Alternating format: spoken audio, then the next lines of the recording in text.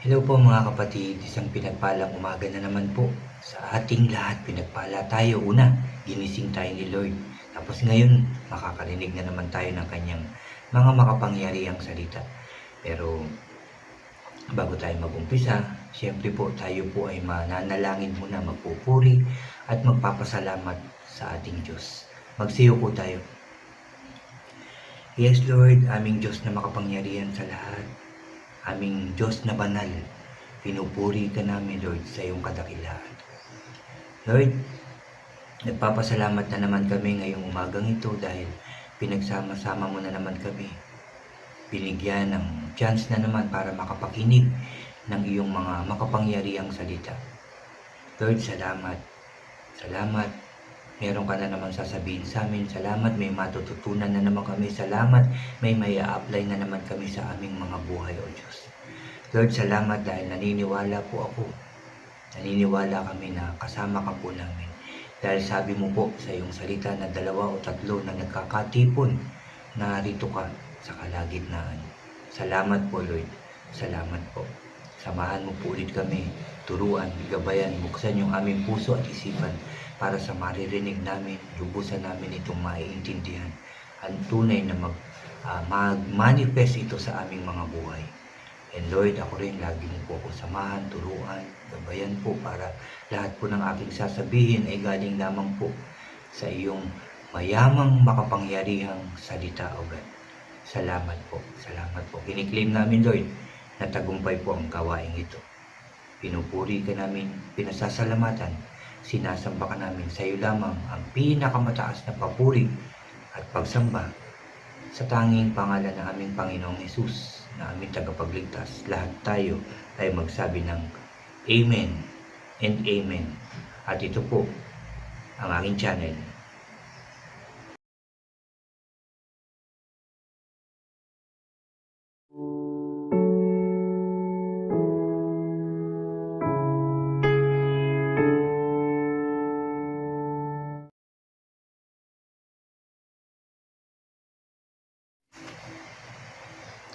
Hello po ulit mga kapatid. Ulitin ko lang, isang pinagpalang umaga po sa ating lahat. Talagang pinagpala tayo ng ating Diyos. At sabi ko nga kanina, kasi ginising tayo ni Lord. Diba, malakas tayo. At makakapakinig na naman tayo ng kanyang salita. Kaya mag-focus po tayo sa pakikinig ng salita ng ating Diyos. Bago po ulit ako mag-umpisa, anyayahan ko lang po yung mga bago dyan sa aking channel na huwag niyo pong kalimutan na mag-subscribe. Paki-like and share niyo po ang aking mga videos at paki-click na rin po ang notification bell para lagi po kayong updated sa mga bago at iba ko pang i-upload. Salamat mga kapatid, salamat. Mga kapatid, ang aking i-share sa inyo ay dito po manggagaling sa Psalms o Salmo 106. Psalms 106 at ang verse po ay manggagaling sa verse 4 hanggang 5. So, makinig po tayo. Napakaganda po nito. Sabi po dito sa English version, dito sa NLT version po, sabi dito, remember me, Lord, when you show favor to your people. Come near and rescue me. Verse 5, let me share in the prosperity of your chosen ones.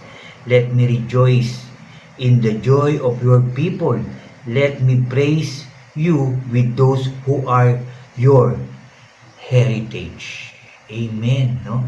At sabi po dito sa Pinoy version, verse 4 and 5, sabi po dito, Lord, pag tinulungan mo ang iyong, ulitin ko, Lord, pag tinulungan mo ang bayan mo, huwag mo akong kalimutan. I-save mo rin ako pag niligtas mo sila. Verse 5, sana makita kong umunlad ang bayan mong pinili. Gusto kong makisaya sa bansa mo at maging proud kasama ng iyong bayan. Amen and Amen. Salamat sa pagkakabasa ng salita ng ating Diyos. No? Kasi may pangako talaga ang ating Diyos tungkol sa pagliligtas. Alam po natin yan. O kung hindi natin pa alam, meron talagang araw, panahon na darating ang pagliligtas ng tao, ng Diyos sa mga tao. Unang-una na siyempre sa kanyang bayang pinili, ang Israel. Darating yan. Plano yan ng Diyos. Kaya lahat ng plano ng Diyos ay matutupad yan. Darating at darating yan. Kaya sabi ng Psalmist dito, ulitin ko lang, Lord, pag tinulungan mo ang bayan mo, huwag mo akong kalilimutan. Pag tinulungan niya na, huwag kalilimutan. Pag niligtas mo na ang bayan mo, Lord, huwag mo akong kalilimutan. I-save mo rin ako pag niligtas mo sila. Diba? Hindi nyo ba gustong mangyari yan sa inyong mga buhay, sa inyong mga mahal sa buhay, sa inyong pamilya, sa ating mga kapatid sa pananampalataya? Siyempre gusto rin natin yan na iligtas tayo. Kaya ito rin ang ating hihingin sa Diyos. Pag dumating na yung kanyang pangako na pagliligtas sa kanyang pinili, sa kanyang bansang pinili, sa kanyang mamamayan na Israelites, isama rin nawa tayo ng ating Diyos. Iligtas tayo, isave din tayo ng ating Diyos. Lahat tayo ay makasalanan. Lahat tayo nagkakasala. At lahat tayo patuloy pa rin nagkakasala. Dapat hinihingi na natin ito na tayo iligtas ng ating Diyos. Isave tayo. Patawarin tayo sa ating mga kasalanan. Linisin tayo ng ating Diyos. At dapat magpalinis din tayo. Pray tayo ng pray na linisin tayo ng Diyos. Pero hindi naman natin siya sinusunod. Hindi naman tayo tunay na nagpapalinis sa pamamaraan na nagkakasala. Gumagawa pa rin ng kasalanan. Ako, maliit lang naman itong nagawa ko. Kasalanan pa rin yan. Maliit man yan. Kasalanan pa rin sa ating Diyos.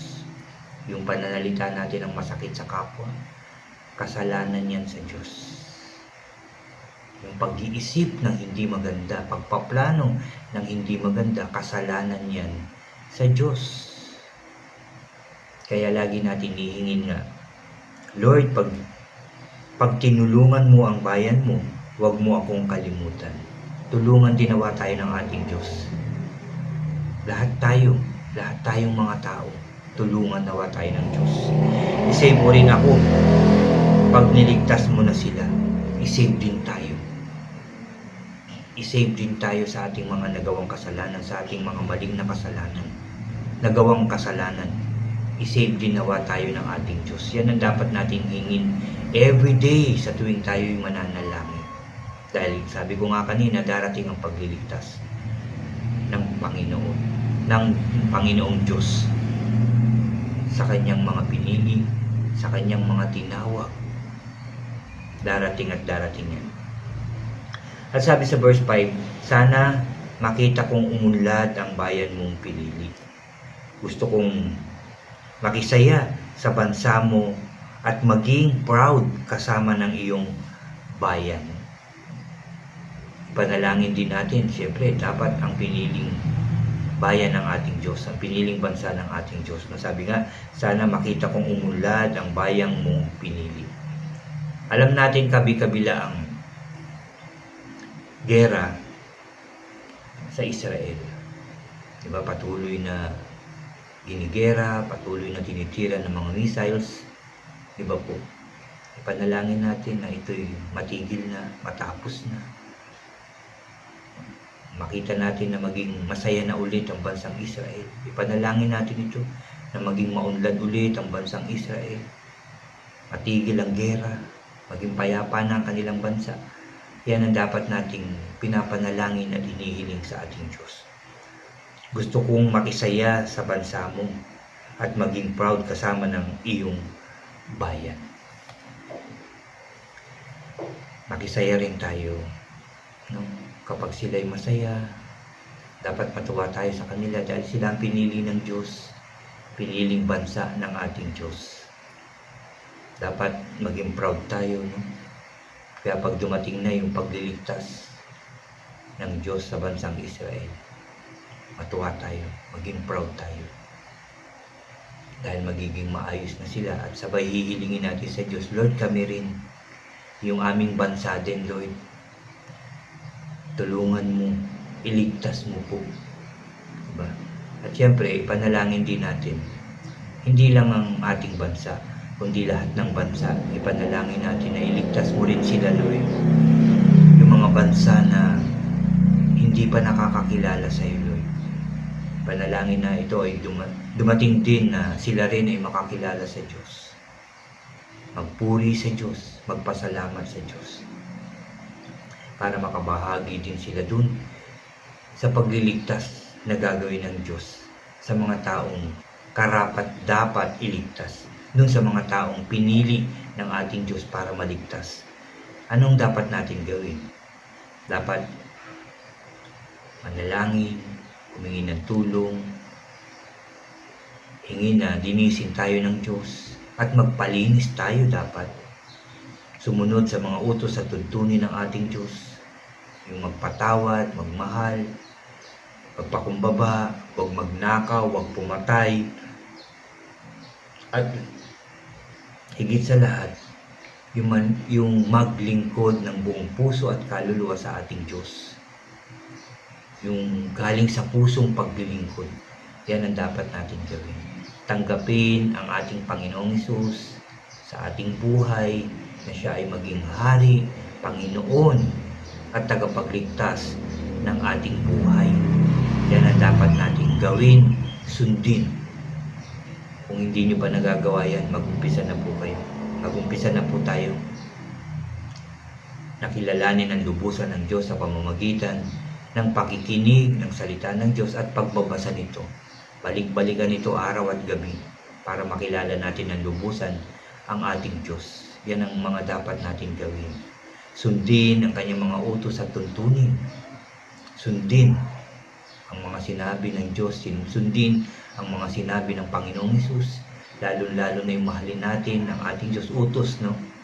Ng ating Panginoong Hesus na mahalin natin ang ating Diyos ng buong puso at kaluluwa, buong kalakasan.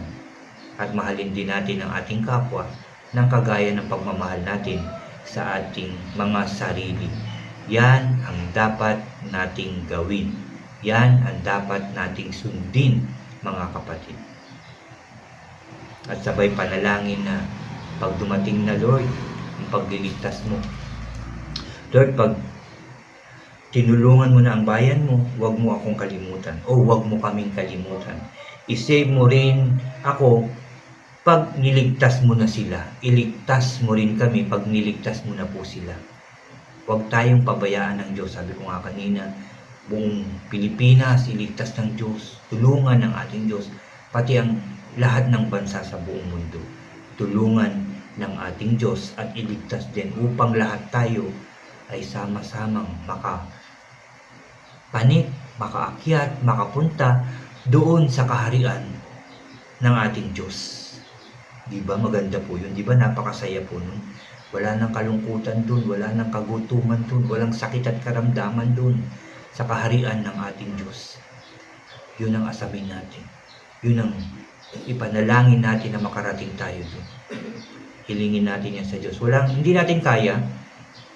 natin kaya makarating dun, kundi sa tulong ng ating Diyos, sa tulong ng Panginoong Hesus, sa gabay ng banal na Espiritu. Yan ang makakatulong sa atin. At yan ang aking sharing ngayong umagang ito, mga kapatid. I pray na marami na naman kayong natutunan. Balik-balikan natin itong Psalms 106. Lahat ng ating napapag-aralan, lahat ng ating napapakinggan, nababasa ay babalik-balikan natin. Pag may problema kayo, may pinagdadaanan, balikan natin yung mga pangako ng Diyos. Balikan natin kung ano yung mga sinasabi niyang dapat natin gawin. Yan ang dapat natin gawin, mga kapatid. Balik-balikan natin palagi ang salita ng ating Diyos. At huwag natin kalilimutan na laging magpuri at magpasalamat sa ating Diyos. Every minute ng ating buhay. Dahil, sabi nga, every gising is a blessing. Pero sa akin, alam ko, sa napakaraming tao rin na every minute is a blessing from God. Yung mga nagawa natin, natapos natin ng maayos, blessings from God. Yung mga pagkain na kinain natin, blessings from God. Yung mga nabili natin, blessings from God. Yung mga natatanggap natin na kala natin bigay ng tao, blessings from God. Lahat. No? Yung makalanghap tayo, thank you Lord. May hangin pa rin, di ba? Malakas pa rin ako Lord. Salamat. Yung makahiga ka ng konti, makarelax, thank you Lord. Blessings from God. Kaya lahat nga para sa akin lahat blessings from God. Lahat ng maayos na nangyayari. Pati yung mga pagtuturo sa atin ng Diyos, minsan yung pagkakamali natin, yung gawa natin kasalanan, may kabayaran yun Ipagpasalamat natin kasi tinuturuan tayo ni God. Minsan ako, bakit ganito, bakit ganyan, reklamo, tinuturuan kasi tayo ng Diyos. Lalo na dun sa, ito na naman yung napakaraming bayarin. Diba? Marami tayong binabayaran talaga, pero baka mamaya sobra-sobra na dahil na rin sa ating hindi maayos na paggastos, hindi maayos na pagbabudget. Titignan din natin. So, siguro kaya ang dami kong bayaran. Sinasabi ni Lord, magtipid ako mag-save ako So, yun na yun. Blessings from God kasi tinuturuan kang mag-save. Tinuturuan kang magtipid ng ating Diyos. So, yan po yun. Lahat po yan sa blessings from God. Ano po? Ulitin ko lang, yan po yung aking sharing ngayong umagang ito. Dito sa chapter 106, verse 4 to 5 at dito sa verse 6 nga, 106 ay may pamagat nga po itong mabuti si Lord sa bayan niya. Ano po? So, salamat sa salita ng ating Diyos na ating nabasa, sa inyong napakinggan, sa ating napakinggan na naman ngayong umagang ito, sa ating napag-aralan na naman ngayong umagang ito. Salamat sa ating Diyos. At tayo ay muling mananalangin. Mga kapatid, kung ano yung gusto mong sabihin, sabihin mo na. Napapakinggan tayo ng Diyos. Maniwala po kayo. Basta galing sa puso ang iyong panalangin, mapapakinggan niya ng ating Diyos. Magsiyo po tayo. Hallelujah, hallelujah. Hallelujah. Ama, pinupuri ka namin at pinasasalamatan dahil sa iyong mga salita na aming napakinggan, nabasa ngayong umagang ito, Father God, na tinuturuan mo na naman kami sa aming buhay na maging maayos, maging malinis, matutong manalangin everyday, maya't maya, matutong magpuri sa iyo at magpasalamat maya-maya. Salamat po, Lord. Dito, Lord, tinuturuan mo kami. Sinasabi mo na ipanalangin din namin at pag dumating ang time na pagtulong at pagliligtas sa iyong mamamayan, Lord, sa iyong bansang Israel na pinili, huwag mo rin kaming kalimutan, Lord. Lahat ng tao sa buong Pilipinas, ang aming mga mahal sa buhay, mga kapatid sa pananampalataya, lahat ng tao, Lord, I pray sila rin ay tulungan mo at iligtas mo. At lahat ng bansa sa mundo, Lord, yan po ang aming panalangin ngayon, iligtas mo po ang lahat ng tao. Tulungan mo po ang lahat ng tao, O Diyos. At patawarin mo po kaming lahat sa aming mga kasalanan, O Diyos. I pray na dumating na yung oras na hindi na kami magkasala at patuloy na sinusunod ang iyong mga utos at tuntunin. In Jesus' name. In Jesus' name. Salamat po muli sa katagumpayan ng aming gawain ito. Salamat at nandyan ka para kami turuan. Salamat po. Salamat sa iyong pagtuturo at paglilinis sa amin. I pray na magpalinis po kami. Buong puso't kaluluwa, labas at loob, Lord, magpalinis po kami sa inyo. Salamat po. Pinapasalamatan ko din, Lord God, na ang panalangin nito ay narinig mo na, tinugon mo na po. Lahat ng nananalangin sa mga oras na to, Lord, tinugon mo na po sila. Salamat, Lord. Salamat, Jesus. Salamat, Holy Spirit. Salamat po. Nagpapasalamat din ako, Lord, dahil patuloy ang biyayang natatanggap namin lahat. Patuloy kami may kinakain, patuloy kami may iniinom, patuloy kami may damit, patuloy kami may pera, patuloy kami may kalakasan, O Diyos. Salamat po. Patuloy kaming nagtatagumpay, Lord. Patuloy may trabaho, Lord God. Patuloy ang business, Lord God. Pero I pray na laging maging maayos ang aming mga gagawin. Paplanuhin at iisipin, Lord. Yung nakalulugod lamang sa iyo, Lord. In Jesus' name. Thank you again, Lord, for all the blessings, guidance, and protection. Salamat po sa lahat. Salamat sa iyong kabutihan. Salamat sa iyong pagmamahal. Salamat sa pagpapatawad mo sa aming mga kasalanan. Salamat po. Salamat po. Salamat po. Salamat sa lahat, Lord. Salamat po. Muli ka namin pinupuri, pinasasalamatan, sinasamba ka namin. At sa iyo lang, Lord, ang pinakamataas na papuri at pagsamba. Sa matamis at makapangyarihan pangalan na aming Panginoong Hesus, na aming tagapagligtas, lahat tayo ay magsabi ng Amen, Amen, and Amen po. Amen. Pagpasalamat kayo. Pagpasalamat tayo dahil dininig ng Diyos ang ating panalangin. Salamat sa ating Diyos. God bless po sa inyong lahat at God bless po sa ating lahat.